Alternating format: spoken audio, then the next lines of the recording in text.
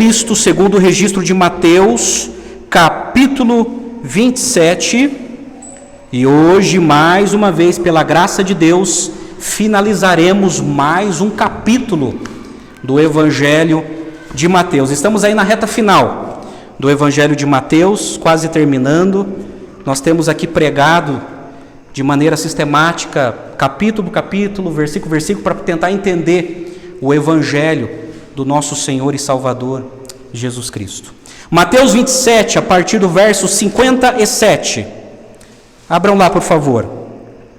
Eu quero fazer uma leitura do verso 57 a 66, e hoje eu quero falar sobre o sepultamento de Jesus.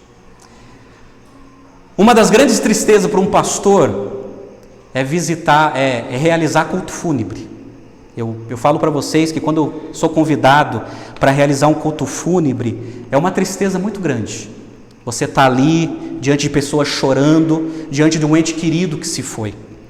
Mas interessante que quando nós abrimos as Escrituras e estudamos sobre o sepultamento de Jesus, para nós é motivo de alegria, de muita alegria, assim como é motivo de alegria para o cristão que morre com Cristo.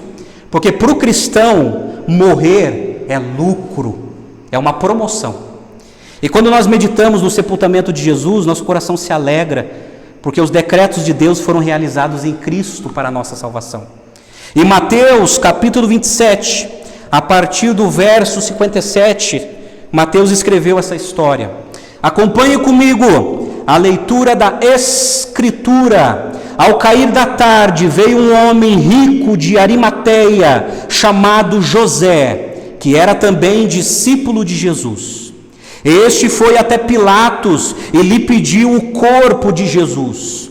Então Pilatos mandou que o corpo lhe fosse entregue. E José, levando o corpo, envolveu-o num lençol limpo de linho e o depositou no seu túmulo novo, que ele tinha mandado abrir na rocha. E rolando uma grande pedra para a entrada do túmulo, foi embora. Estavam ali sentadas em frente do túmulo Maria Madalena e a outra Maria. No dia seguinte, que é o dia depois da preparação, os principais sacerdotes e os fariseus se reuniram com Pilatos e lhe disseram: Senhor, nós lembramos que aquele enganador, enquanto vivia, disse: depois de 3 dias ressuscitarei. Portanto, mande que o túmulo seja guardado com segurança até o 3º dia, para que não aconteça que, vindo os discípulos dele, o roubem e depois diga ao povo: ressuscitou dos mortos. E este último engano será pior do que o primeiro. Pilatos então respondeu: uma escolta está à disposição de vocês. Vão e guardem o túmulo como bem entenderem. Indo eles, montaram guarda ao túmulo, selando a pedra e deixando ali a escolta. Vamos orar mais uma vez? Pai, dependemos de Ti, Senhor. É a Tua santa palavra aberta e diante de nós. Ministra, Senhor, aos nossos corações, ó Deus. Fala ao coração de cada um aqui nessa noite. E ajuda-me, Senhor. Ajuda-me a ser fiel à exposição da Tua palavra. E que nesse momento, Pai, o Espírito Santo possa iluminar nossa mente para entender a revelação da palavra do Senhor, ó Pai. Ministra, Senhor, em nossos corações, através das Escrituras. Nós oramos e nos submetemos à Tua palavra, em nome de Jesus. Amém e amém. Amados, Mateus capítulo 27. Mateus capítulo 27, ele pode ser denominado como o sofrimento e a morte do rei. Em Mateus capítulo 29, que Mateus deixa bem registrado como Cristo sofreu e como foi terrível a sua morte. Só lembrando que dentro daquele calendário que nós conhecemos como Semana da Paixão, ou Paixão de Cristo, nós estamos aqui numa sexta-feira. Mas o que aconteceu naquela sexta-feira tão conturbada? Por exemplo, nós nos lembramos que Jesus ele estava no Getsemane, E lá, diante da meia-noite até as 2 horas da manhã, ele estava orando no jardim do Getsêmani. Ali ele foi traído por Judas, ali ele foi preso e foi abandonado pelos seus discípulos.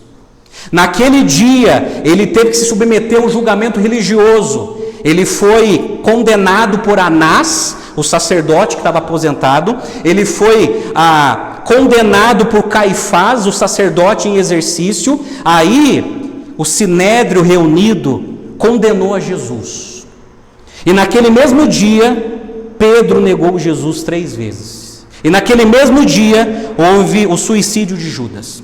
Sabemos também que Jesus ele foi transferido por um julgamento político. Ele foi levado para Pilatos, aí Pilatos o transferiu para Herodes, Herodes o transferiu para Pilatos de novo, e Pilatos teve que sentenciar Jesus à morte.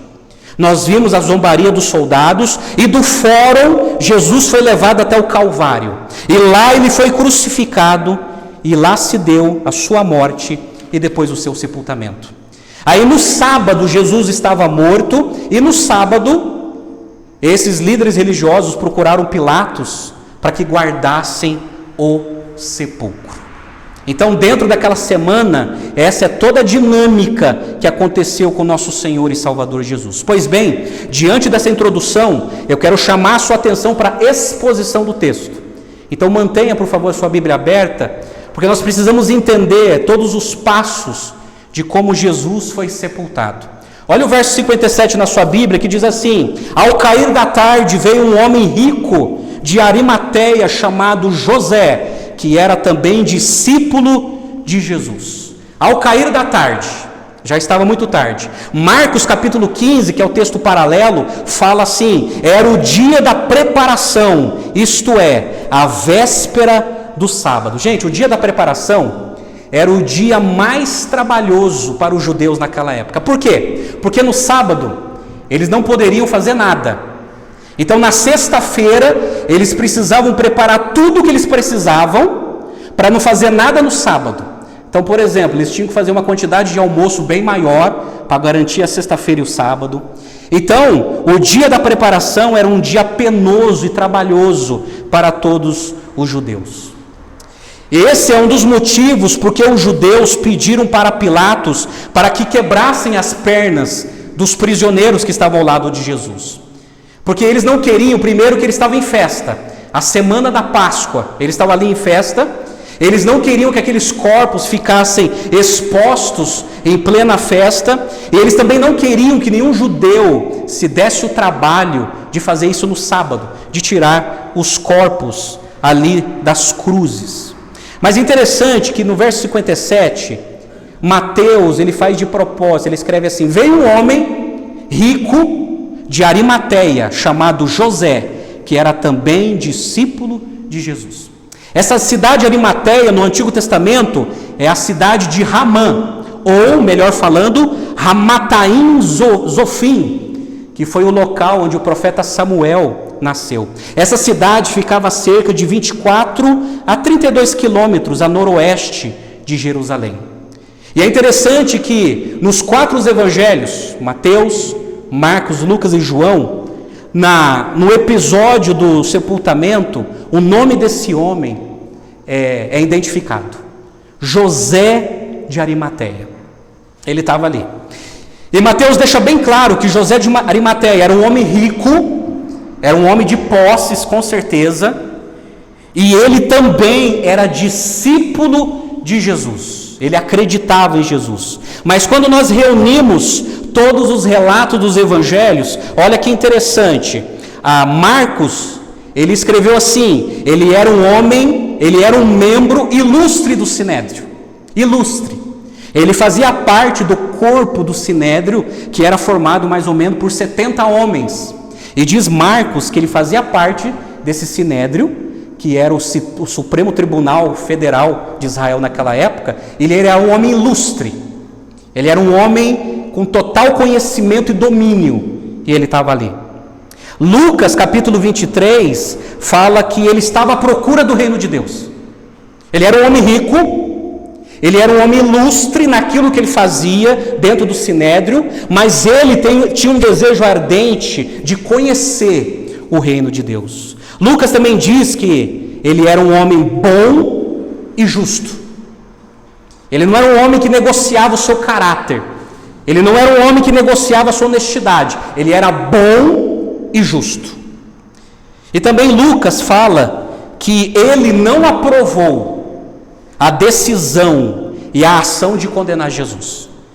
Então a gente pode entender que de alguma forma José de Arimateia ele foi um voto vencido no sinédrio, porque a maioria votou para que Jesus fosse condenado. Mas uma coisa que Mateus deixa bem claro é que José de Arimateia ele era discípulo de Jesus. Discípulo de Jesus. Agora, olha o verso 58. O verso 58 é interessante, que diz assim: este foi até Pilatos e lhe pediu o corpo de Jesus. Então Pilatos mandou que o corpo lhe fosse entregue. E José, levando o corpo, envolveu num lençol limpo de linho e o depositou no seu túmulo novo, que ele tinha mandado abrir na rocha. E rolando uma grande pedra para a entrada do túmulo, foi embora. Agora é interessante que João capítulo 19, falando de José de Arimateia, diz que José de Arimateia, ele era um discípulo de Jesus, mas em segredo. E João ele fala o motivo, porque ele tinha medo dos judeus. Então ele era um discípulo, só que ele era um discípulo em segredo, ele ainda não tinha se manifestado, ele tinha medo dos judeus, mas as escrituras nos diz também que ele teve coragem de pedir o corpo para Pilatos. Ele teve coragem. Agora só você lembrando que naquela época os crucificados eles ficavam apodrecendo na cruz. E quando eles ficavam ali apodrecendo na cruz, os abutres e as aves de rapinas vinham comendo a carniça e o corpo daquelas pessoas. Mas José de Arimateia ele queria dar um sepultamento digno para o seu Senhor. E mesmo sendo um discípulo em segredo, um discípulo secreto, ele tomou coragem e foi pedir para Pilatos o corpo de Jesus. Com certeza Pilatos ficou meio confuso com isso, porque o próprio sinédrio tinha feito de tudo para manobrá-lo, para que ele sentenciasse a Jesus. Mas mesmo assim, José de Arimateia fez isso. E ele fez isso lá em Marcos capítulo 15. Agora sabe o que é interessante?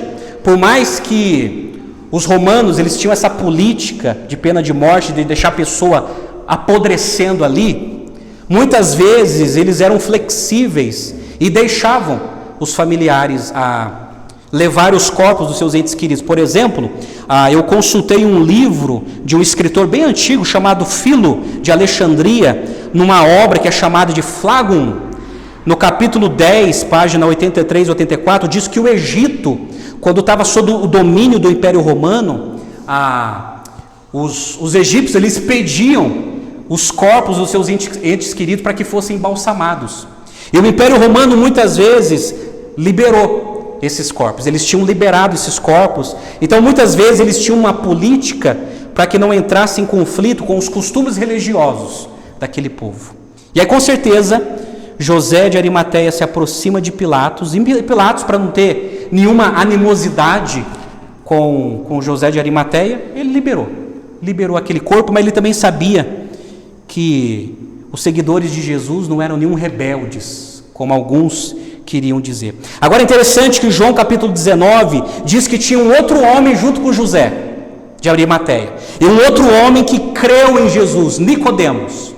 Nicodemos era um outro homem, membro proeminente do Sinédrio. Ele ajudou José na preparação do corpo. Está lá em João capítulo 19, verso 39, que diz assim: e Nicodemos, aquele que anteriormente tinha ido falar com Jesus à noite, está lá em João capítulo 3, também foi, levando cerca de 35 quilos de um copoço de mirra e aloés.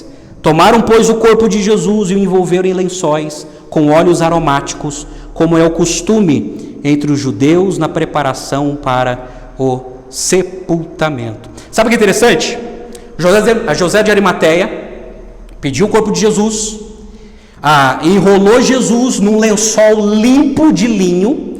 Gente, era um tecido caríssimo naquela época. Naquela época, pano, alguns lençóis, alguns panos eram caríssimos. Esse é um dos motivos porque rasgaram a roupa de Jesus também.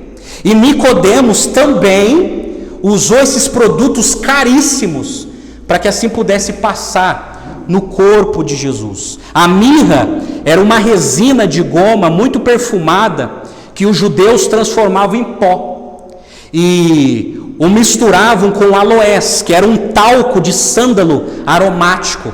Eles utilizavam esses produtos para eliminar o odor do corpo em putrefação. Então esse era o costume. Os judeus não tinham o costume de embalsamar, mas eles tinham os costumes de passar esse óleo aromático para neutralizar o odor e dar aquele cheiro bem perfumado e enrolar com um lençol, caríssimo. Mateus acrescenta algumas informações. Por exemplo, em Lucas 23 e João 19, observo que até então ninguém havia sido sepultado naquele sepulcro de José. Então José, ele tinha um sepulcro novinho e ele não tinha inaugurado aquele sepulcro. Agora interessante que na época de Jesus, quem era de uma classe pobre, como eles faziam quando as pessoas morriam? Eles cavavam um buraco, colocavam o corpo da pessoa, cobria de pedras e passava cal. É da onde vem aquela expressão de Jesus, sepulcros caiados. Então, os pobres faziam isso. Os ricos, eles faziam isso. Eles cavavam nas rochas um buraco bem grande para que pudesse colocar os corpos dos entes queridos. E dentro da rocha, ou eles faziam aquela gaveta para colocar o corpo das pessoas, ou eles faziam um banco bem longo para colocar os corpos dos seus entes queridos. Então é assim que funcionava o sistema funerário da Palestina naquela época. E João 19 diz que esse túmulo novo ficava num jardim, num lugar muito bonito. Ali estava o sepulcro de José de Arimateia. E com certeza, esse sepulcro José adquiriu para que colocasse a sua família. E rolando uma grande pedra para a entrada do túmulo. E ele foi embora, contamos o verso 60. Então, gente, era interessante que eles faziam lá aquela escavação e rolava uma pedra. Essa pedra era em forma de disco. Eles faziam um valo para que pudesse empurrar aquela pedra. Aquela pedra redonda enorme, ela caía dentro do valo e tampava aquela entrada e colocava uma outra pedra escorando. Era mais fácil rolá-la para cobrir a parte do buraco da caverna, mas era muito difícil abri-la novamente, por causa do peso e por causa do chão ali em frente ao sepulcro. Mas é interessante que José, ele pediu o corpo de Pilatos, porque em Deuteronômio 21 tinha uma lei que os judeus praticavam. Deuteronômio 21, a partir do verso 22, diz assim: se alguém tiver cometido um pecado, que é passível da pena de morte, e tiver sido morto, e vocês o pendurarem no madeiro, e o seu cadáver não deve permanecer no madeiro durante a noite. É preciso sepultá-lo no mesmo dia, pois o que for pendurado no madeiro é maldito de Deus.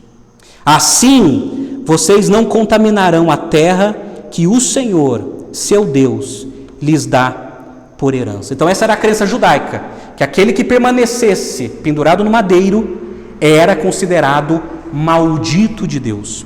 E as Escrituras dizem, principalmente Paulo em Gálatas capítulo 3, que Deus, ele jogou toda a maldição que estava sobre nós em Jesus, fazendo de Jesus maldito por causa dos nossos pecados, para nos perdoar.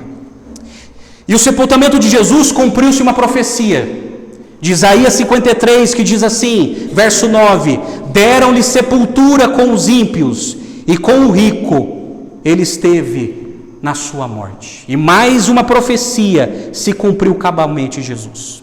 Olha o verso 61 na sua Bíblia. Aí fala das mulheres. Estavam ali, sentadas, em frente do túmulo, Maria Madalena e a outra Maria. Está aqui, gente, as mulheres. Interessante como os evangelistas, eles focam na atitude das mulheres. Porque na altura do campeonato aqui, os apóstolos estavam escondidos. Só José de Arimateia que teve iniciativa e usando a sua influência para pedir o corpo de Jesus.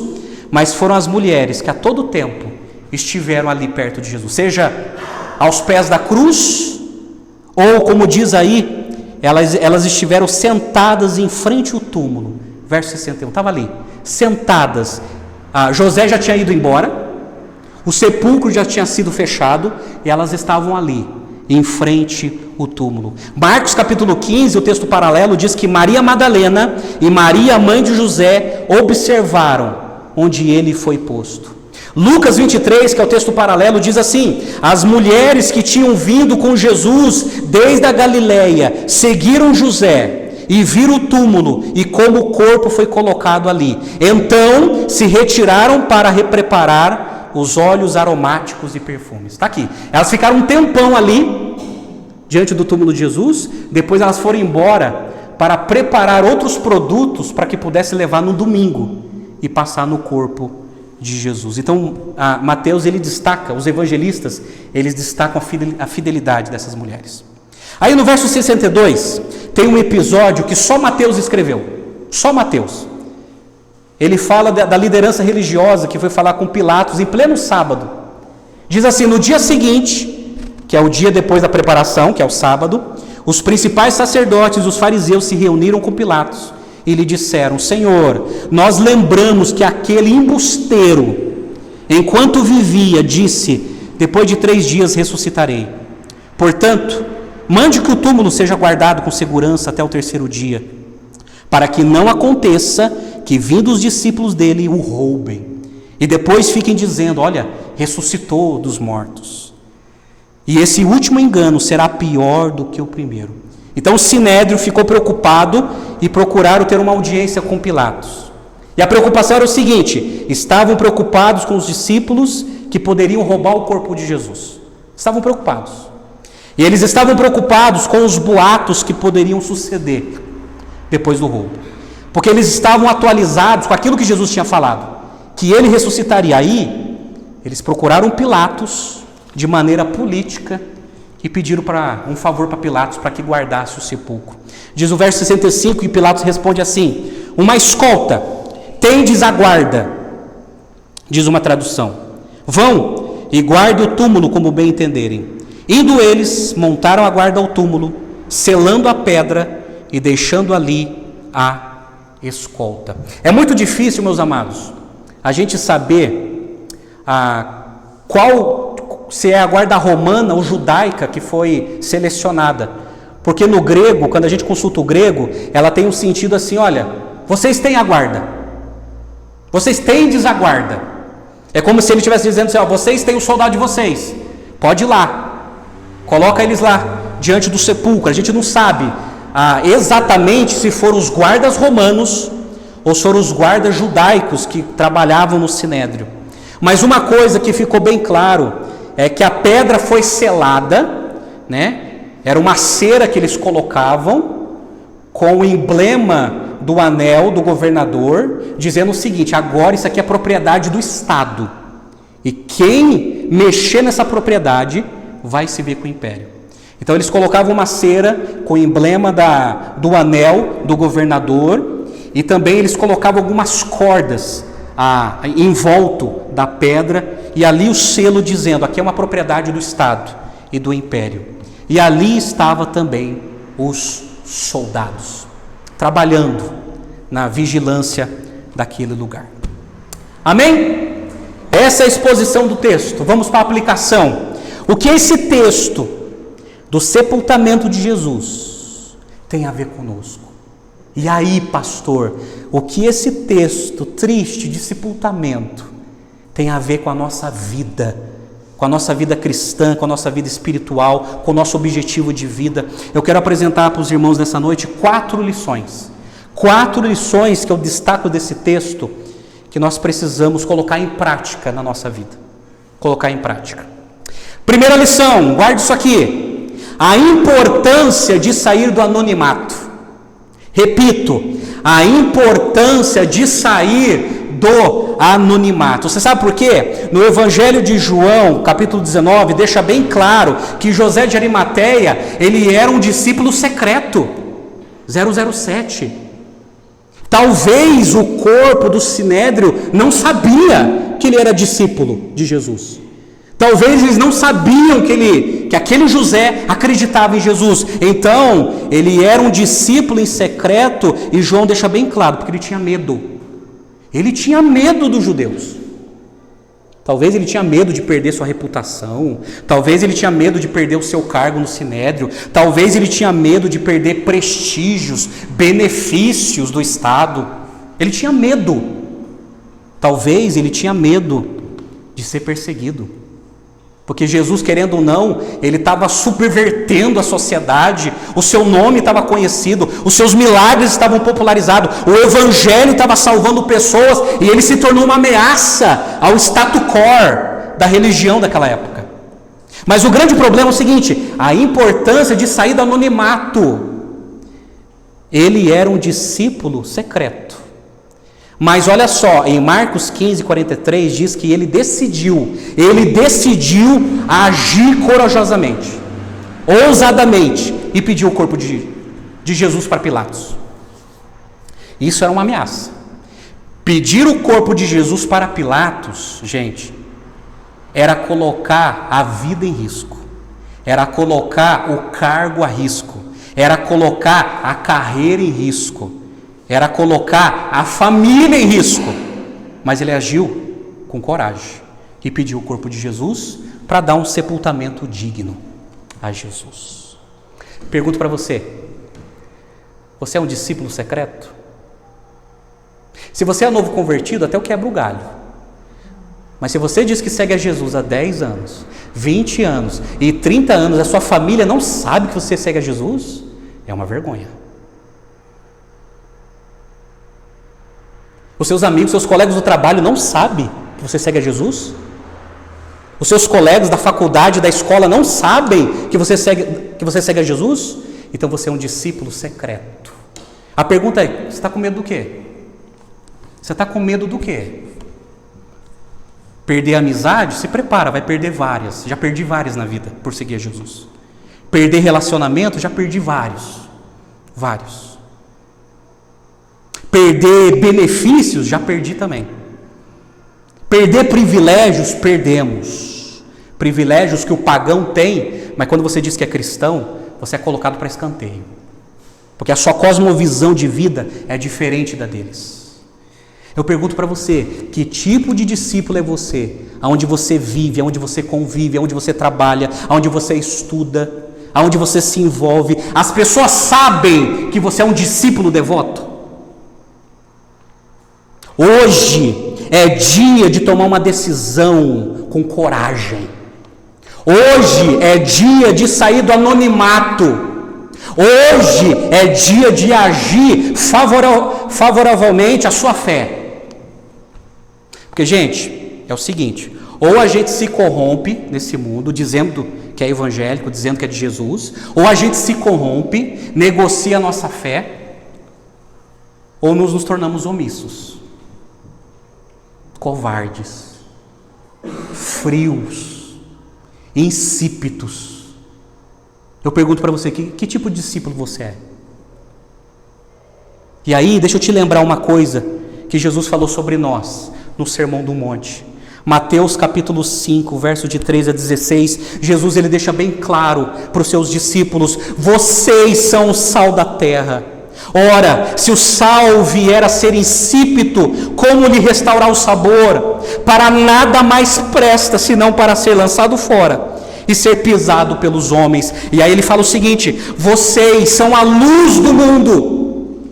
Não se pode esconder uma cidade situada em um alto monte, nem se acende uma lamparina para colocá-la debaixo de um cesto, mas num lugar adequado, onde ilumina bem e todos os que estão na casa. Aí ele finaliza assim: assim brilhem também a luz de vocês diante dos outros, para que vejam as boas obras que vocês fazem e glorifiquem o Pai de vocês que está nos céus. Sabe o que Jesus está dizendo? Olha, agora vocês estão na luz, vocês pertencem a mim.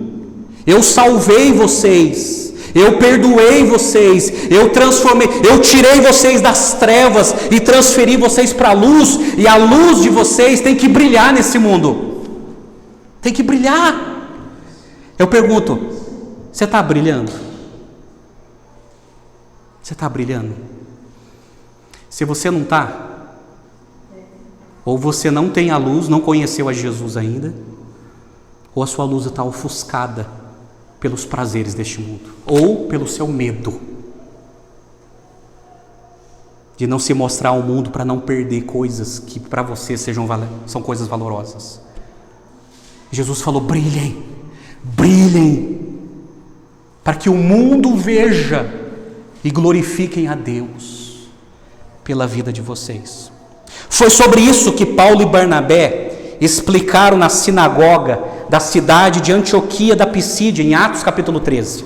Ele está na sinagoga, pregando, Paulo e Barnabé, ali na sinagoga, e diz assim, Atos 13, 46, então Paulo e Barnabé, falando ousadamente, disseram: era necessário pregar a palavra de Deus primeiro a vocês, mas como vocês a rejeitam e se julgam indignos da vida eterna, eis que nos voltamos para os gentios, porque o Senhor assim determinou. Aí eles citam as escrituras de Isaías: eu coloquei você como luz dos gentios, a fim de que você seja para a salvação até os confins da terra.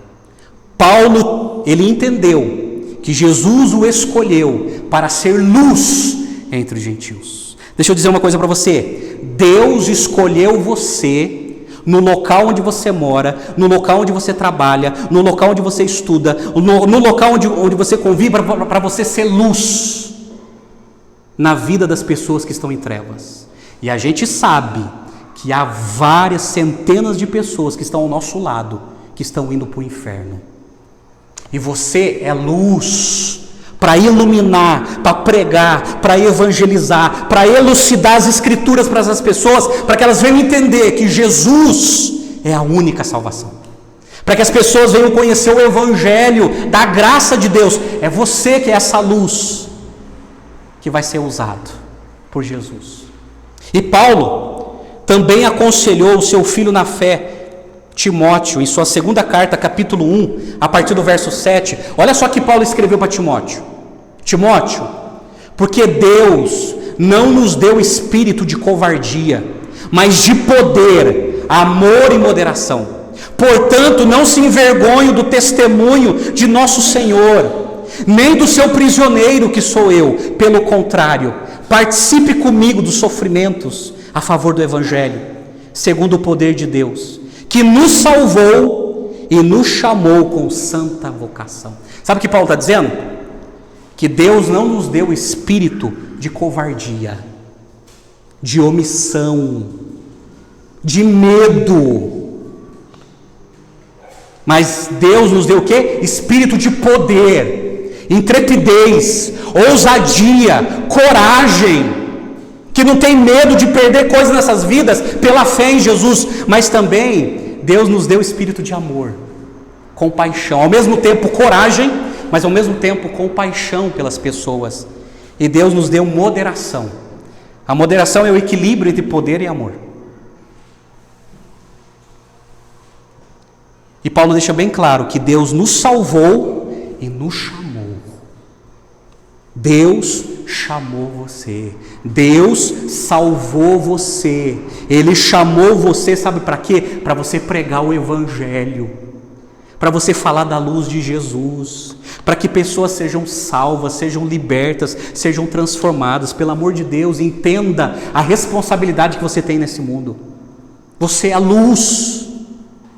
E aí, precisamos sair do nosso anonimato, precisamos mostrar a cara ao mundo e dizer: Jesus Cristo é a única esperança.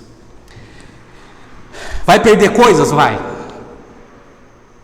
Como Charles Spurgeon dizia, a igreja, ela não é o caramelo desse mundo, ela é o sal. Porque a igreja, o mundo, ela não quer nos engolir, ela quer nos cuspir.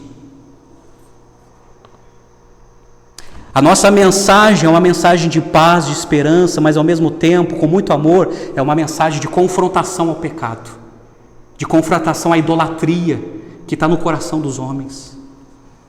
E o pecado que tem escravizado as pessoas nesse mundo. As pessoas são escravos dos seus próprios pecados. Estão condenadas por causa disso. Mas Deus salvou você. Ele chamou você para falar que há esperança para sair desse mundo tenebroso, dessas intenções obscuras na alma. Deus escolheu você. Então saia do anonimato. Fale para o mundo: não, eu sou de Jesus, eu sou discípulo, eu sou um cristão, e eu tenho algo para compartilhar com você. Qual é o seu medo? Gente, medo de falar de Jesus é pecado. Pecado de omissão. Medo de não se posicionar por Jesus é pecado. Pecado de omissão. Que Deus nos livre disso.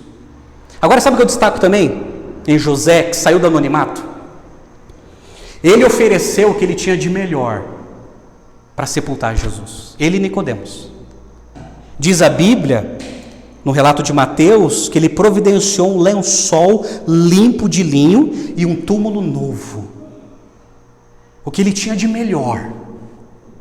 Não, eu vou sepultar o meu Jesus com dignidade, com o melhor que eu tenho. Com a sepultura que eu fiz, que eu comprei, eu vou sepultar. Não foi nem inaugurada ainda. Não foi nem inaugurado pelos meus pais. Mas eu vou inaugurar colocando o meu Senhor. E outra, eu vou enrolá-lo com um lençol limpo de linho. Não é qualquer trapo. Eu vou oferecer o melhor, porque este aqui é o meu Senhor. E aí Nicodemos, na mesma motivação, porque ele entendeu o que significa nascer de novo, ele providencia quase 35 quilos de mirra e aloés, que eram produtos caríssimos no mundo cosméticos daquela época. E está ali Nicodemos, na parceria com José de Arimateia. Vamos oferecer o melhor para o nosso Senhor. Aí eu pergunto para você: você tem oferecido o melhor para Jesus? Ou você é aquele tipo de pessoa que oferece o resto da sobra?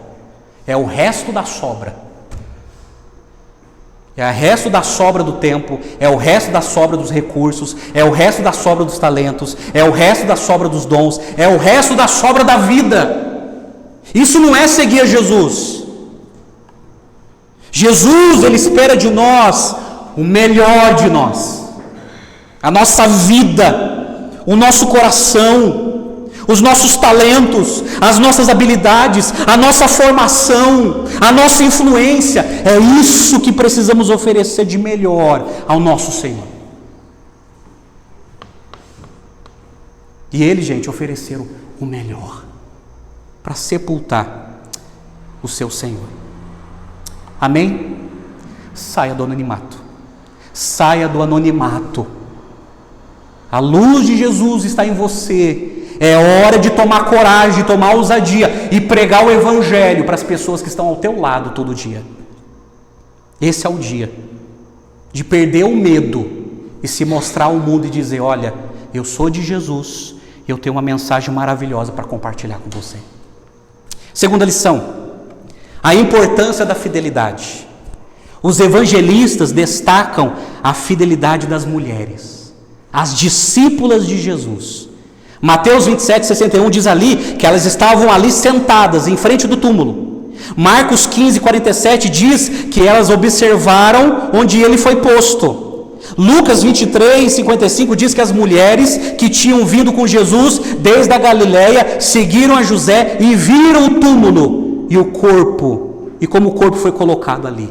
Fidelidade.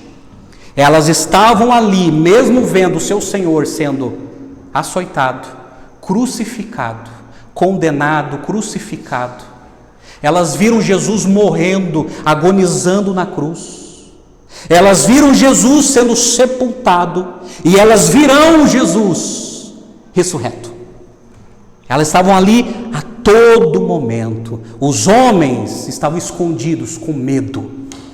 As mulheres estavam ali diante do sepulcro de Jesus. Isso é fidelidade. Eu pergunto para você, como que anda a sua fidelidade? Gente, sabe que a igreja necessita hoje em dia? De discípulos fiéis. Discípulos que não negociam a sua fé por ideologias políticas. Discípulos que não negociam a sua fé com ideologias anticristãs que são ensinadas nas universidades ou nos colégios. Discípulos fiéis que não negociam a sua fé diante dos prazeres desse mundo. Discípulos fiéis que dizem assim: eu amo a Jesus, e apesar das minhas limitações, eu vou continuar obedecendo o meu Senhor. Fidelidade. Eu pergunto para você, você é fiel? Que tipo de discípulo é você? Você é fiel? Essas mulheres elas eram tão fiéis que Lucas capítulo 8, ele escreve um episódio que só Lucas escreveu.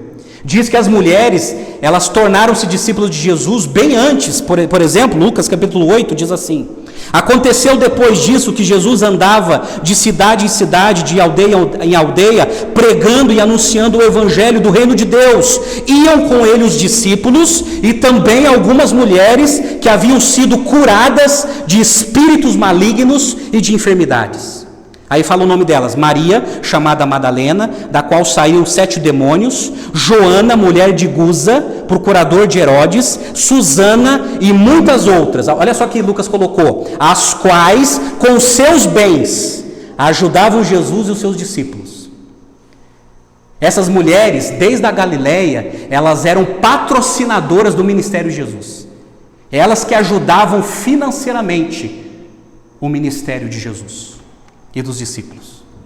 Tal era a fidelidade delas, tal era o amor que elas tinham a Jesus e a missão de Jesus.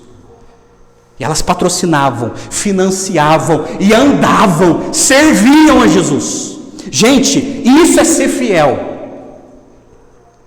Isso é ser fiel, é estar junto, é segui-lo, é amá-lo, é obedecê-lo, é se envolver, é patrocinar, é financiar, é se jogar por amor a Ele. Isso é que é fidelidade. Elas serviram a Jesus em vida e devotaram amor a Ele depois de morto e sepultado. Elas o amaram até o fim, e mesmo quando Ele morreu. Terceira lição: a insegurança dos incrédulos. Aí o que aconteceu? A liderança religiosa se uniram de novo, porque diz que os principais sacerdotes, os fariseus, se juntaram de novo. Os principais sacerdotes, a maioria eram saduceus, que era um outro grupo político religioso daquela época, de tal maneira que eles nem acreditavam na ressurreição. Os fariseus, eles acreditavam na ressurreição. Aí eles se uniram para agir contra Jesus. Se uniram. Agora, sabe o que é interessante? Os fariseus, eles acreditavam na doutrina da ressurreição. Mas quando se tratava de Jesus, a conversa era diferente. Olha, nós acreditamos na doutrina da ressurreição, mas desse aí não. Opa, calma aí. Esse aí não. Nós cremos que um dia Deus ressuscitará os mortos, mas esse aí, não, daí não. Aí está forçando a barra. Aí eles se uniram para procurar Pilatos. Essa é a insegurança dos incrédulos. A insegurança de que algo vai acontecer. Eles blasfemaram o caráter de Jesus, porque eles procuraram Pilatos e falaram assim: Senhor, nós lembramos que aquele enganador, que aquele embusteiro, segundo algumas traduções, aquele embusteiro disse que iria ressuscitar. Então eu sugiro para o Senhor que coloque guardas lá, blasfemando o caráter de Jesus, chamando Jesus de enganador, embusteiro, agitador. Essa é a insegurança dos incrédulos. Quando os incrédulos decidem não crer, há uma insegurança no coração deles de tentar desacreditar naquilo que Jesus fez ou vai fazer. É a insegurança dos incrédulos. Eles se lembraram da profecia de Jesus, mas eles queriam impedi-la de acontecer, porque eles disseram para Pilatos, enquanto ele vivia, ele dizia assim: depois de 3 dias eu vou ressuscitar. Então, se eu sou o Senhor, eu colocava soldados ali. Insegurança, gente. A insegurança dos incrédulos. E nós percebemos isso, que quando nós pregamos o evangelho, para quem não crê, para os incrédulos, a gente vê essa insegurança. E aí, muitas vezes, essa insegurança vem da tentativa de levantar fatos para desacreditar aquilo que Jesus fez. E as pessoas se apoiam nisso. Você quer ver, por exemplo? Olha só. No século II, houve um filósofo chamado Celso. Ele inventou um boato tão grande no século II que a igreja, na época, teve que rebatê-lo. Esse filósofo chamado Celso, ele dizia que Maria, que foi mãe de Jesus, ela havia adulterado com um homem chamado Pantera. Olha o nome do cara, Pantera. Era um soldado romano. Então Maria teve um caso de amor com esse Pantera, homem. E aí ela ficou grávida e nasceu Jesus. Jesus. E esse era o boato que o filósofo Celso começou a popularizar nas mentes esclarecidas das pessoas daquela época do século II. E a igreja, ela teve que rebater esse boato que revela a insegurança dos incrédulos. Ele dizia que os apóstolos eram mentirosos, da pior espécie, e ele disse que Jesus, ele foi para o Egito, ele aprendeu magia, para enganar as pessoas, de tal maneira que quando ele realizava alguns milagres, era a base de magia, enganando a visão das pessoas. Ele ensinava isso, e a igreja, ela teve que se posicionar para se defender e se posicionar para tirar esse boato que revela a insegurança dos incrédulos. Quando eu falar das mentiras dos judeus, porque Jesus ele ressuscitou, aí os judeus pediram para inventar uma mentira sobre o corpo de Jesus, eu vou expor para vocês várias mentiras que na história da humanidade levantaram contra Jesus. Mas a questão está aqui, gente, a insegurança dos incrédulos. Quando a pessoa não crê, ela começa a se apoiar em boatos que vêm a trazer uma certa tranquilidade no coração, que justifica a incredulidade daquela pessoa. Eu não creio, porque afinal de contas fiquei sabendo que Maria, um tempo atrás aí, adulterou. Como eu vou acreditar que ela foi concebida pelo Espírito Santo? É isso. É isso que estava no coração dos fariseus, Pilatos. Esse embusteiro falou que ia ressuscitar. Então faça isso. Coloque lá soldados, para que os seus não venham roubá-lo. Quarta lição, eu termino aqui. Gente, a soberania de Deus diante dos atos maus dos seres humanos. Eles foram para fazer a maldade. Eles foram fazer a cabeça de Pilatos. Pilatos, coloca a gente lá. Sela aquela pedra. Coloca soldados lá. Mas os líderes religiosos, eles sugeriram que o túmulo fosse guardado em segurança até o terceiro dia, para que os discípulos não roubassem o corpo e inventassem uma mentira. Então Pilatos atende o pedido e montaram a guarda e selaram a pedra. Só que eles não perceberam, gente, que toda essa manobra, ela trouxe mais credibilidade à ressurreição de Jesus. Por exemplo, olha só, o pastor John Charles Riley, ele comentou sobre a soberania de Deus diante dos atos maus dos homens nesse episódio. Ele escreveu assim, abre aspas, eles nem imaginavam o que estavam fazendo, nem pensaram que estavam providenciando a evidência mais completa da veracidade da ressurreição de Jesus Cristo que estava para ocorrer. Na verdade, eles estavam fazendo impossível provar que tivesse havido qualquer fraude ou engano. A guarda, o selo e as precauções todos se tornaram testemunhas, depois de poucas horas, do fato que Cristo havia ressuscitado. Eles tanto poderiam tentar parar o fluxo das marés, ou impedir o nascimento do sol, quanto poderiam tentar impedir que Jesus ressurgisse da sepultura. Eles foram pegos em sua própria astúcia.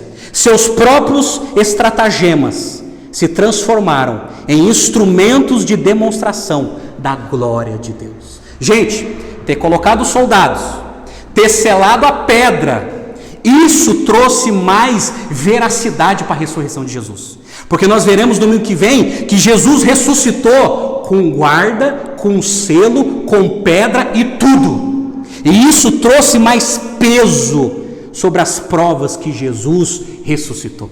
Então a maldade deles colaboraram ainda mais para o grande milagre que depois aconteceu. É isso que Deus faz, gente. Quando os homens fazem o mal nesse mundo contra nós, Deus, na sua soberania, Ele usa tudo isso para que o seu nome seja glorificado, para que o seu povo seja abençoado e para que o nome de Jesus seja popularizado. É por isso que a gente não tem que ter medo, gente. A gente não tem que ter medo. Quanto cristão desesperado eu estou encontrando durante essa semana. Desesperado. Falei, meu Deus do céu, a sua fé está em quem? A sua fé está em quem? Meu Deus do céu. Lembre-se que Deus, Ele usa a história da humanidade, a maldade dos homens, na sua soberania, Ele controla todas as coisas para que venham acontecer conforme Ele já havia decretado. E o nome dEle é glorificado. É por isso que a gente tem que ter medo. É por isso que Isaías, capítulo 43, ele usando a boca de Isaías, Deus fala assim: Eu sou o Senhor, e fora de mim não há Salvador. Eu anunciei a salvação, eu a realizei e a fiz ouvir. Deus estranho não houve entre vocês, pois vocês são as minhas testemunhas, diz o Senhor. Eu sou Deus. Ainda antes que houvesse dia, eu sou, e não há quem possa livrar alguém das minhas mãos. Agindo eu, quem impedirá? Agindo eu, quem impedirá? Oh, gente, Deus está no controle de todas as coisas, mesmo quando os homens maus promovem a maldade. Deus, Ele está dirigindo todas as coisas, para que o seu nome seja conhecido e glorificado. É por isso que a gente não precisa ter medo. Ele está no controle de todas as coisas, mesmo que o mal venha acontecer nesse mundo. Ele está no controle de todas as coisas. Os fariseus tentaram o mal, fizeram a cabeça de Pilatos para que guardasse, só que isso corroborou, isso provou ainda mais o milagre da ressurreição. Tentaram colocar obstáculos, mas nenhum obstáculo impediu o agir de Deus de ressuscitar o seu filho. É isso. Nenhum obstáculo colocado pelos homens maus vai impedir aquilo que Deus quer fazer na sua vida. Nada. Porque agindo Deus, quem impedirá? Ele está no controle da história da humanidade, Ele está no controle da história da igreja, Ele está no controle da minha vida e da sua vida. O nosso trabalho é confiar nisso. O nosso trabalho é sair do anonimato. O nosso trabalho é espalhar essa luz no mundo. O nosso trabalho é sermos fiéis. O nosso trabalho é não cair na insegurança dos incrédulos. O nosso trabalho é confiar em Deus. Confiar em Deus. Eu pergunto para você, você confia em Deus? Amém? Então qual é o medo? Que negócio desse ser discípulo secreto? A partir de amanhã, comece a pregar o Evangelho. Onde você estuda, onde você trabalha, os seus amigos, os seus colegas, pelo amor de Deus, reparta isso. Reparta isso com o maior número possível de pessoas. Fale da mensagem da cruz, fale do Evangelho, fale de Jesus. Porque só Jesus pode salvá-los e transformá-los, libertá-los de uma mente obscurecida, libertá-los de ideologias equivocadas, libertá-los da escravidão do pecado. Só Jesus pode dar o verdadeiro sentido da vida. Amém? Vamos orar? Vamos orar. Pai Celestial, perdoa-nos, ó Deus, se muitas vezes ficamos no anonimato e não chegamos a pregar, a evangelizar, a falar, e muitas vezes nos escondemos atrás de uma igreja ou atrás de uma Bíblia. Ó Deus, Perdoa-nos, ó Deus, pelo pecado de omissão.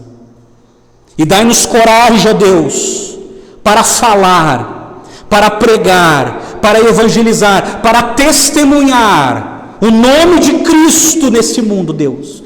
Usa-nos, ó Deus, com poder e glória. Usa, Senhor, cada cristão que está aqui nessa noite, ó Pai.